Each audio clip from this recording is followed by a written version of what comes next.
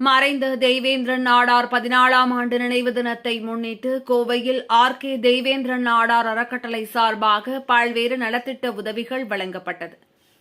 தெய்வேந்திரன் நாடார் அவர்களின் 14ஆம் ஆண்டு நினைவு நாளை முன்னிட்டு ஆர்.கே. தெய்வேந்திரன் நாடார் அறக்கட்டளை சார்பாக தெய்வேந்திரன் நாடாரின் சொந்த ஊரான தூத்துக்குடி மாவட்டம் மார்த்தாண்டப்பட்டியில் உள்ள தெய்வேந்திரன் நாடார் நினைவு மண்டபத்தில் ஏழை எளிய மாணவர்களுக்கு கல்வி உதவித்தொகை, சீருடை, இலவச தையல் எந்திரம், மாற்றுத்திறனாளிகளுக்கு உபகரணங்கள் மற்றும் அன்னதானம் வழங்கப்பட்டது.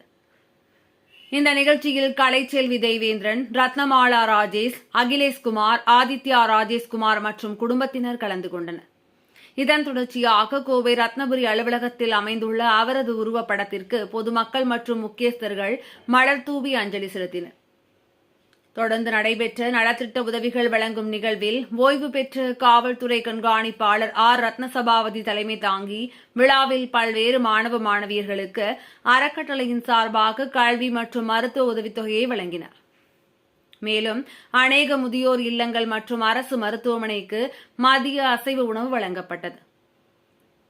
இந்நிகழ்வில் கருணாகரன், தொழிலதிபர்கள் கே. ஆர். ராஜா, கே. கருணாமூர்த்தி, தெய்வேந்திரன் நற்பணி மன்ற நிர்வாகிகள் தனசேகரன், ஐயம்பெருமாள், செல்வகுமார், கோபாலகிருஷ்ணன், சூசை ராஜ்குமார், ராதாகிருஷ்ணன், மணி, விஜயகுமார், தர்மராஜ், அலுவலக ஊழியர்கள் ஜெபமாலை ராஜ், இசக்கி காந்தி, பிரவீன்குமார், மகேஷ்குமார், பிரிட்டோ, பூர்ணிமா, ராதா, பிரியதர்ஷினி மற்றும் பொதுமக்கள் பலர் பங்கேற்றனர்.